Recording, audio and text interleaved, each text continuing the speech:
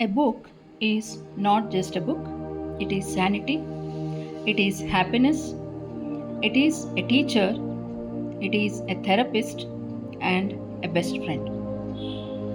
Namaskara, myself Dr. Padmavati, and welcome to Day 13 Jnanaamrutha podcast series.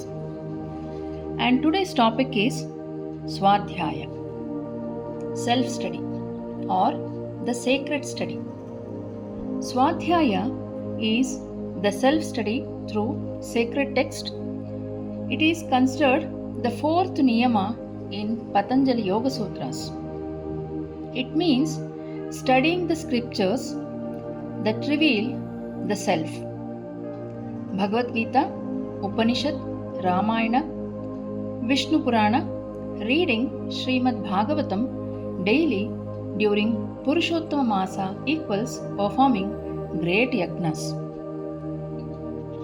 And this is the reflective dimension of Adhika Masa. It helps us examining our malas, our mental impurities, and this is not self-criticism. This is compassionate self-awareness.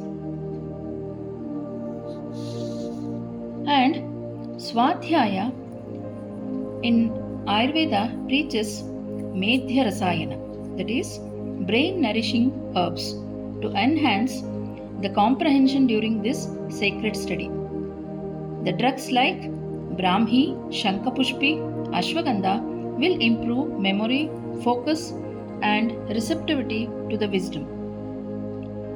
And Yoga Nidra followed by Swadhyaya is a powerful combination in yoga. Like reading one passage from a sacred text, then sitting in meditation on its meaning.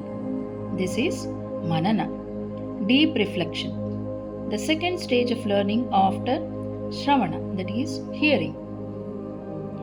So you can just imagine understanding one text or one sacred shloka from Bhagavad Gita and just sitting and meditating on that meaning. In philosophy, particularly, Mundaka Upanishad tells there are two kinds of knowledge. Why it is considered as sacred knowledge, here we will understand. Para knowledge is the higher wisdom above the self, and the apara knowledge is all the worldly knowledge, what we are going to do regularly. The studies or BA, BCom, BE, MBBS, all these studies are the apara vidya, that is the worldly knowledge. And in this month we have to invest more time in paravidya, that is the higher wisdom about the self. Engaging with this wisdom text, it helps in cultivating our viveka, which is good, which is bad, and vairagya, and non-attachment, the two greatest tools for psychological balance. This is very, very essential for present generation, the viveka and vairagya. This is satvika manovritti, that is pure mental tendencies, where it is a key pillar of manasa swasthya, mental health. So it has a very wide meaning and it has various effects on our mental health. And according to modern science, reading literary or philosophical text, you may be thinking how the younger generation or we people running around with the various projects, how we will be able to read this philosophical text. So we will understand scientifically how it is going to help us. So reading this philosophical text, it activates the default mode network in a constructive way, that is building empathy, perspective taking, and meaning making, journaling and reflecting after reading.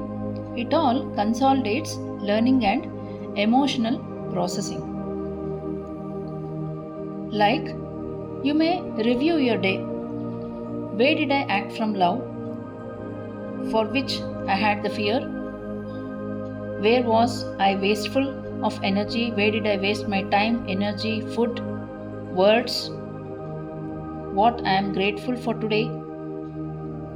What one thing will I do differently tomorrow?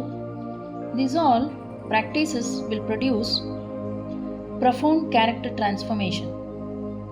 That is why the Rishis called this as Atma Shodhana, that is, purification of the soul. So, coming to the today's practice, you have understood how it is beneficial. So, let us practice it, keeping all this in mind. We shall read or listen to one chapter of Srimad Bhagavatam or Bhagavad Gita. As you know, the sacred Grantha or the sacred text of the Hindus is Bhagavad Gita. We shall chant or listen to one chapter and then sit quietly for 5 minutes and let the meaning settle down. There should not be any analysis, it is just absorption. Let each word enter the heart. See you tomorrow. Hari Om.